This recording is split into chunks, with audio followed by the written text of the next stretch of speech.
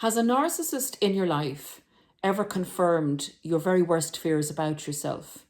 And if so, why do you think that they did that? And how did they manage to do it so effectively that it took you a very long time and an awful lot of work to overcome that? And if you're in the process of it, you definitely know what we're talking about here.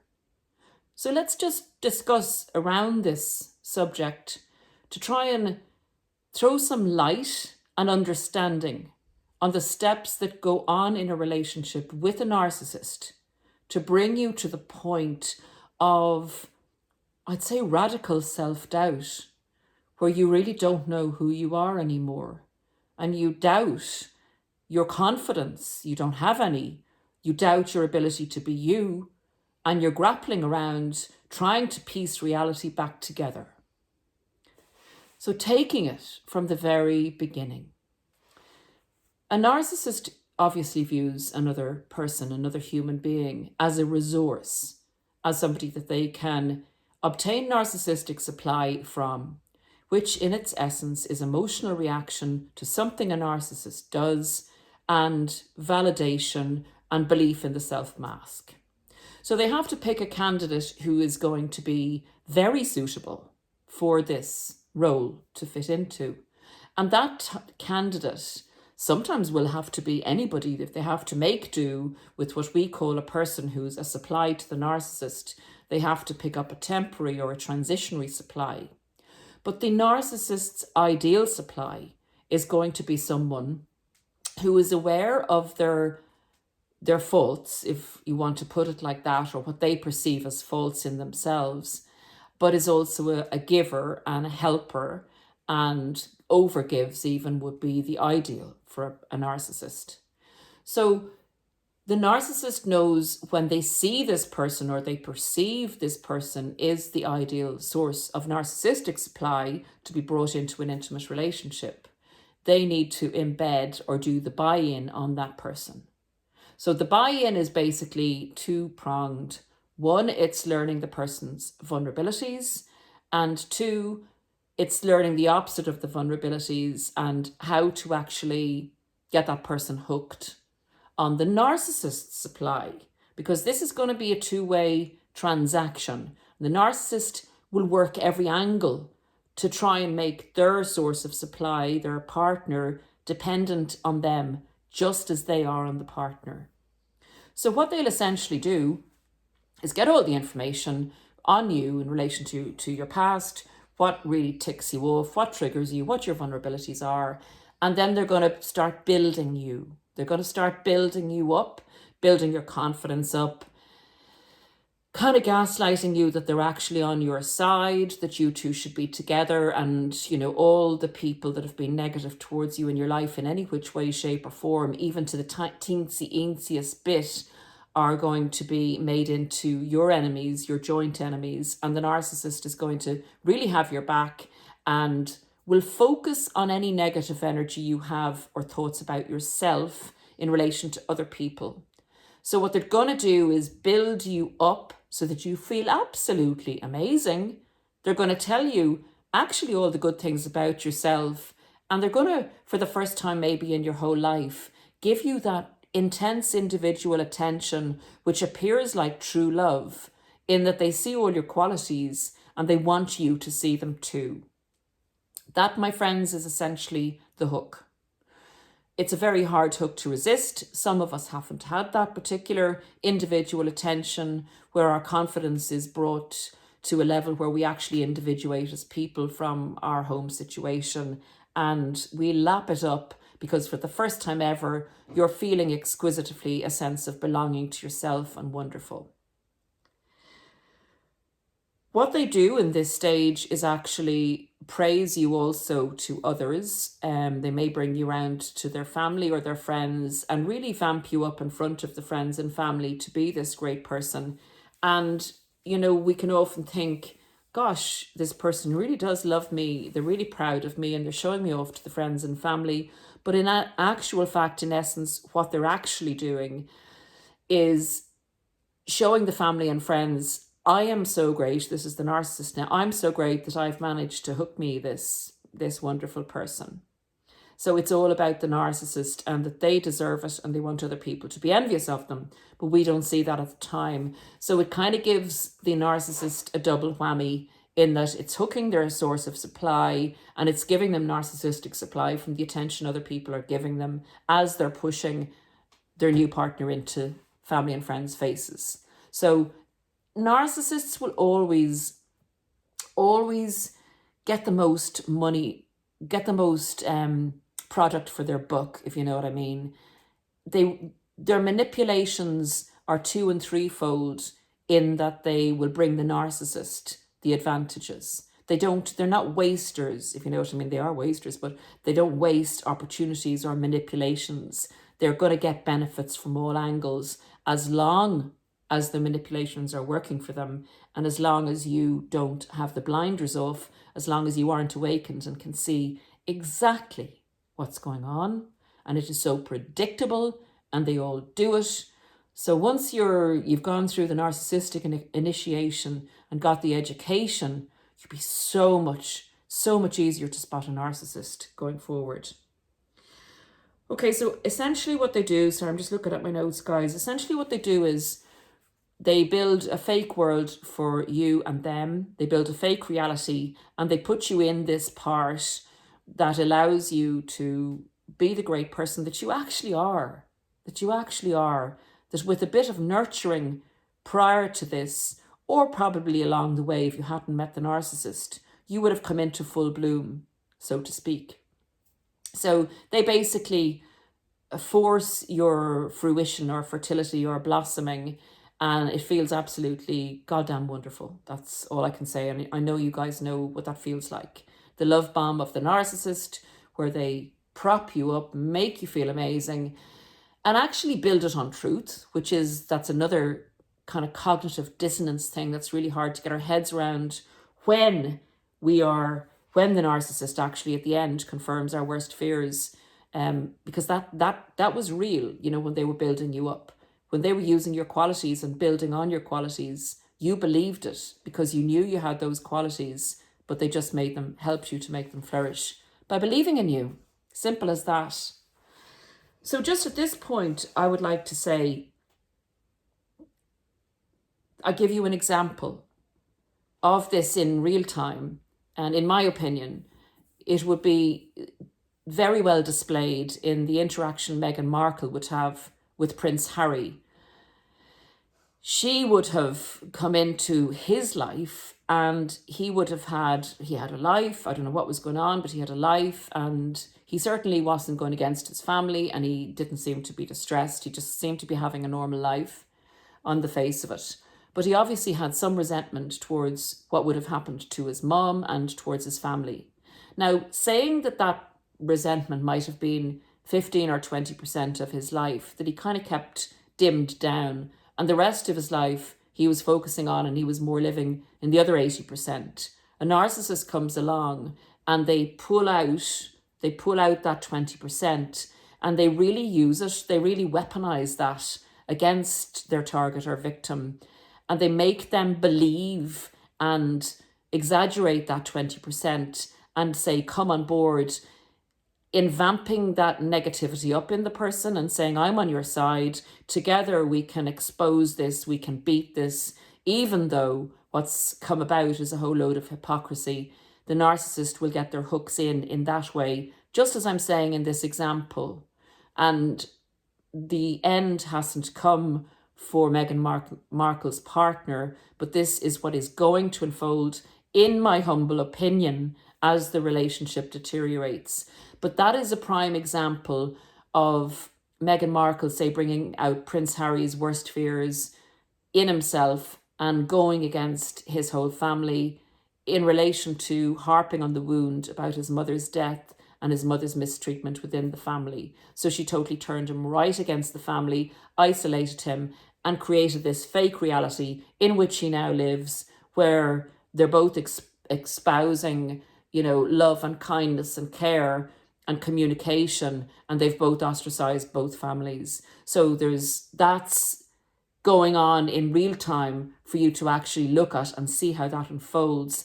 And we will get into the rest of that in this part of the podcast as to how then you get pulled down from that high place of self-worth and self-belief. When the narcissist starts to see you shining too greatly and your wonderfulness and your self-confidence is brimming and other people are seeing it, that takes attention from the narcissist, makes the narcissist feel inferior because you're the one that's shining. You're starting to put in boundaries and say, expecting more for yourself because your self-respect and self-value has increased. The narcissist says, no, no, no, no, no, that ain't going to happen. I only wanted you to feel good about yourself so I could hook you and own you and you belong to me. So I am taking that away from you now because this is the time where you need to pour out the servitude and gratitude because it was me, God, that did this for you, that made you feel so great. It belongs to me, doesn't belong to you. And that's when the person starts the period of self-doubt because the narcissist essentially says, I believed in you and I took you into this movie set with me and I put you in a part. And I am telling you now that you're getting too big for your boots. I will remove you from that part because you weren't good enough in it. You didn't add up. And the narcissist starts to strip you down in the devaluation phase to bring you into a horrific phase of the pre-discard, mini-discard phases, the silent treatments, and the torturous flip of your self-belief and your association then with the feel-good factor and the fact that the self-belief wasn't generated from you or of you, even though you believed in yourself, it's dependent totally on the narcissist's validation of that self-belief. So what is actually necessary is that has to occur again, that self-belief and build up, but it has to come from you in the recovery phase. So this is the tricky bit. This is the bit where you're navigating gushing streams of water and trying to get to the other side.